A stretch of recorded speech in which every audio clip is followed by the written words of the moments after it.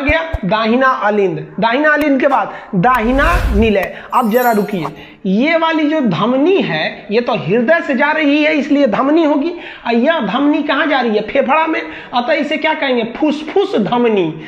ये फुसफुस धमनी में जो ब्लड जा रहा है वो शुद्ध थोड़े है, देखिए ना, अशुद्ध आया है अशुद्ध जा रहा है, ये तो शुद्ध होने जा रहा है ना फेफड़ा में। फेफड़ा के बाद आएगा फुसफुस शिरा, हालांकि शिरा में अशुद्ध बहता है लेकिन ये फेफड़ा से आ रहा है इसलिए इस शिरा में शुद्ध बहेगा। ये हम आपको सर्कुलेशन में पढ़ा दिए थे ब्लड में। तो अब ये आप इन नसों को भी शामिल कीजिए। कैसे आएगा बाबू? शरीर से कहाँ आएगा? दाहिना अलिंद, दाहिना निलय, फुसफुस धमनी। फुसफुस धमनी के बाद फुसफुस, फेफड़ा को क्या कहते हैं? फुसफुस, क्योंकि धीरे धीरे फुसफुस आवाज करता है, तो ये फुसफुस में गया। वापस जब आएगा फुसफुस शिरा, बायां अलिंद, बायां निलय, बायां निलय के बाद महाधमनी यानी एरोटा, महाधमनी। समझ में आ गया? तो ये आप समझ में आ गया ब्लड में। तो हम आपको जब हार्ट बता रहे थे, जब धमनी पढ़ा रहे थे, तो आपको बताए थे हार्ट के अंदर 6 हिस्सा होता है, मतलब चैम्बर 4 होते हैं लेकिन 6 जगह ब्लड जाएगा। कहाँ कहाँ देखिए तो, दाहिना अलिंद पहला, दाहिना निलय दूसरा, अब फुसफुस धमनी तीसरा। तो एक और 3 ठो, तो इधरों 3 ठो रास्ता होगा। कौन कौन सा? फेफड़ा से आएगा तो फुसफुस शिरा, बायां अलिंद दूसरा हो गया, अब बायां निलय 3 हो गया, तो एक इधर से भी हो गया हिस्सा आने का। तो यहां देखिए ध्यान से, और अगर बाहरी नस को भी लीजिएगा तो 4 ठो इधर हो जाएगा, 4 ठो इधर हो जाएगा। तो धीरे धीरे हम संख्या बढ़ा रहे हैं। पहले आपको 4 चेंबर बताएं, फिर 6 रास्ते बताएं, अब 8 रास्ता देखिए। पहला रास्ता महाशिरा, यहां से ब्लड आया, महाशिरा पहला, दाहिना अलिंद दूसरा, दाहिना निलय तीसरा, अब फुसफुस धमनी चौथा। 4 इधर हो गया, पहुंच गया कहां? फेफड़ा, फेफड़ा कॉमन है, पहुंच गया फेफड़ा में। अब फेफड़ा से आएगा तो इधरों 4 ठो, देखिए कौन कौन? फुसफुस शिरा एगो, बायां अलिंद 2 ठो, बायां निलय 3 ठो, और महाधमनी 4 ठो। तो 4 इधर भी हो गया। तो ये धीरे धीरे करके रास्ता आप बढ़ाना पड़ेगा। हार्ट में कितने चेंबर? 4, 1 2 3 4। इस साइड में कितना वाल्व? 2 ठो, इस साइड में भी 2 ठो। तो हार्ट में कितने वाल्व? 4। ये देखिए, ये महाधमनी यानी एरोटा की ओर जा रहा है, तो एरोटिक वाल्व, ये निलय की ओर खुल रहा है तो इसे कहते हैं बाइकस्पिड, ऐसे कहते हैं ट्राइकस्पिड। ये फुसफुस की ओर जा रहा है इसलिए पल्मोनरी वाल्व। समझ में आया? अब वाल्व को भी शामिल कीजिए। आप देखिए कितना कॉन्सेप्ट क्लियर हुआ है। देखिए, आप सभी प्रकार के मार्ग को और सभी प्रकार के वाल्व को शामिल कीजिए। देखिए आपका कंसेप्ट क्लियर है कि नहीं है। वेना कावा मतलब होता है महाशिरा। महाशिरा से आएगा, कहां जाएगा? महाशिरा, दाहिना अलिंद, उसके बाद कौन से वाल्व को पार करेगा? ट्राइकॉस्पिड वाल्व, दाहिना निलय यानी राइट निलय। अब ये कौन से वाल्व को पार करेगा? पल्मोनरी वाल्व, क्योंकि फेफड़ा में जा रहा है, वाल्व लगाना जरूरी है। पल्मोनरी वाल्व, ये नस का नाम क्या है? फुसफुस धमनी। कहां गया? फेफड़ा में। फेफड़ा से आएगा कहां पर? फुसफुस शिरा। फुसफुस शिरा के बाद बायां अलिंद यानी लेफ्ट एट्रियम। इसके बाद कौन सा वाल्व पार करेगा? ये वाला। इसे कौन सा कहते हैं? डाइकॉस्पिड वाल्व। तो ये हो गया डाइकॉस्पिड वाल्व। कहां आ गया? बायां लेफ्ट वेंट्रिकल्स, बायां निलय। ये पंप करेगा तो कौन से वाल्व को पार करेगा? Aortic valve. एरोटिक मतलब क्या होता है? महाधमनी। इसके बाद कहां गया? ये एरोटा यानी महाधमनी। महाधमनी से पूरे शरीर में फैल गया। तो ये आपके हार्ट का पूरा एनाटॉमी हो गया। अब समझिए हार्ट के चेंबर कितने? 2। ये दाहिना अलिंद, दाहिना निलय, बायां अलिंद, बायां निलय। चेंबर हो गए 4। क्वेश्चन पूछा था एग्जाम में ना, हार्ट की कितनी परतें होती हैं? तो हार्ट की परत देखिए, ये बाहरी परत को कहते हैं पेरिकार्डियम। कार्डियक मतलब होता है हार्ट। बाहरी परत को कहते हैं पेरिकार्डियम, अंदर वाले को कहते हैं इंडोकार्डियम। अंदर वाला कौन सा परत हो गया? इंडोकार्डियम।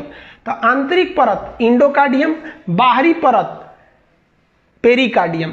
बीच की मांसपेशियों को कहते हैं हम लोग मायोकार्डियम। बीच की इन मांसपेशियों को हम लोग क्या कहते हैं? मायोकार्डियम। और मायोकार्डियम ये बीच का हिस्सा है, ये जो दोनों भाग को अलग करता है। तो अलग करने के लिए एक तरह का कहिए तो ये हार्ट को दो भागों में सेपरेट कर देता है, इसलिए इसे हम लोग क्या कहते हैं, सेप्टम कहते हैं। ये दो भाग में बांट देता है, अतः इस बीच वाले को हम क्या कहते हैं, cardiac septum. Cardiac septum separate कर देता है, इसलिए इसे क्या कहते हैं, सेप्टम कहते हैं। तो ये सेपरेट कर दिया दो भाग में। तो हार्ट की कितनी परतें, 3। बाहरी परत पेरिकार्डियम, आंतरिक परत इंडोकार्डियम, बीच के मसल्स को क्या कहते हैं, मायोकार्डियम। तो हार्ट की परतें 3, हार्ट के चेंबर कितने, 4। समझ में आ गया आप लोग को। हार्ट का ये वाला हिस्सा यानी जो दाहिना अलिंद है, ये जो दाहिना अलिंद है जहां से महाशिरा ब्लड को एंट्री मार रही है, यहां पर एक मसल पाया जाता है, कहते हैं साइनोएट्रियम, SA नोड, वाल्व नहीं, साइनोएट्रियम नोड, SA नोड।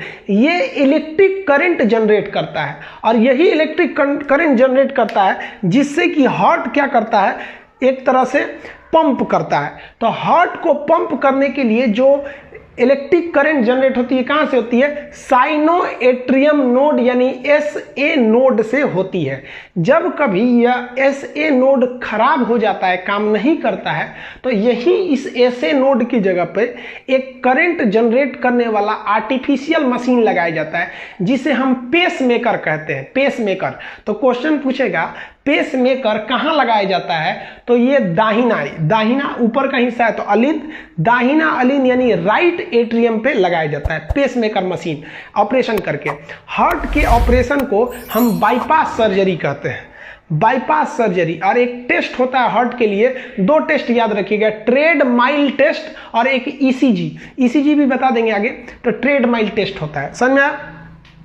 हार्ट जब पूरी तरह काम नहीं करता है तो एक आदमी का हार्ट निकाल के दूसरे आदमी में लगाया जा सकता है।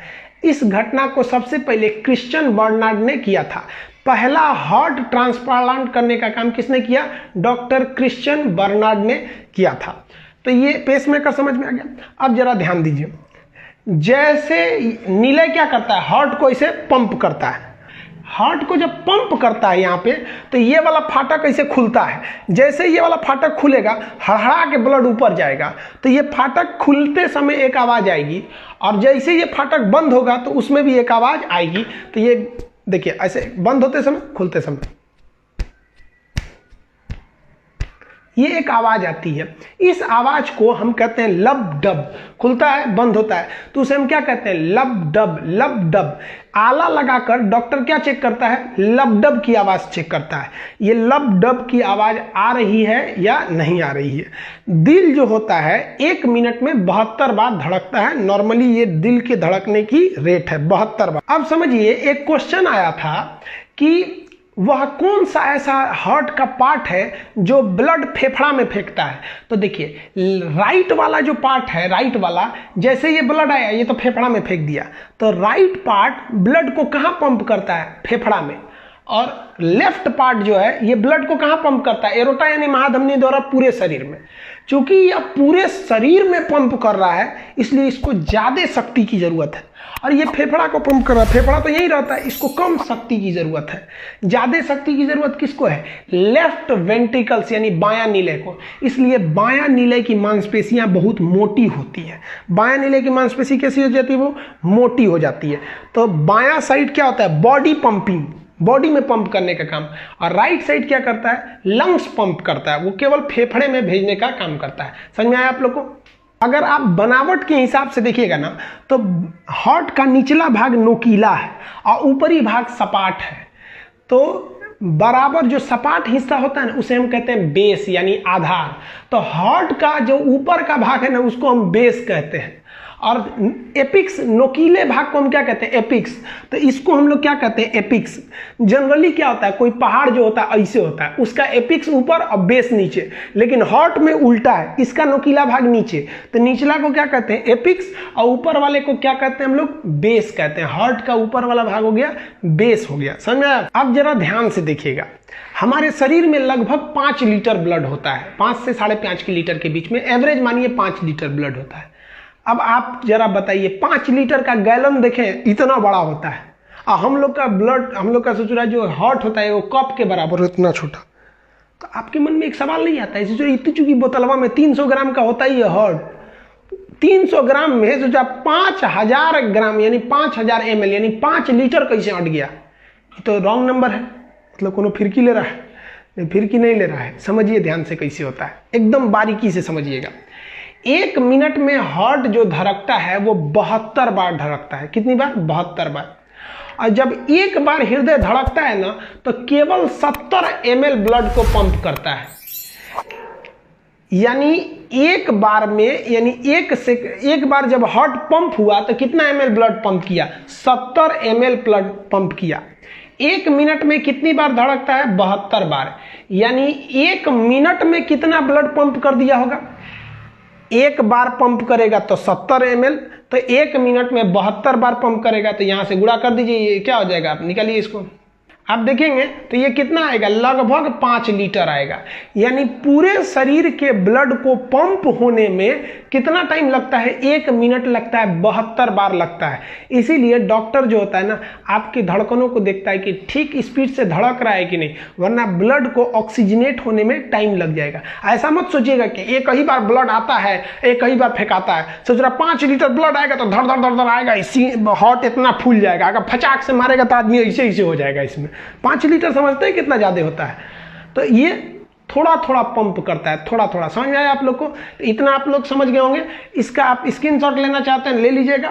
फिगर बनाना सीखिए, कैसे बनाते हैं। जब फिगर बनाना सीख लेंगे तो आपको खुद ही समझ में आ जाएगा कि डाइकस्पिड कहाँ होता है, एरोटिक कहाँ होता है, पल्मोनरी वाल्व कहाँ होता है, ट्राइकस्पिड कहाँ होता है। अगर फिगरें बनाना नहीं समझेंगे तो कितना चीज को याद कर सकते हैं। आई होप आप समझ गए होंगे। नेक्स्ट पार्ट में हम आपको ब्लड प्रेशर, ईसीजी के 12 नोड कहाँ लगाए जाते हैं इसके बारे में समझाएंगे, यानी हार्ट के बचे हुए पार्ट में समझाएंगे, वरना वीडियो बहुत लंबा हो जाएगा। इसका लिंक आप पीडीएफ में ले सकते, पीडीएफ का लिंक इसमें दे देंगे, आप वहां से डाउनलोड कर लीजिएगा।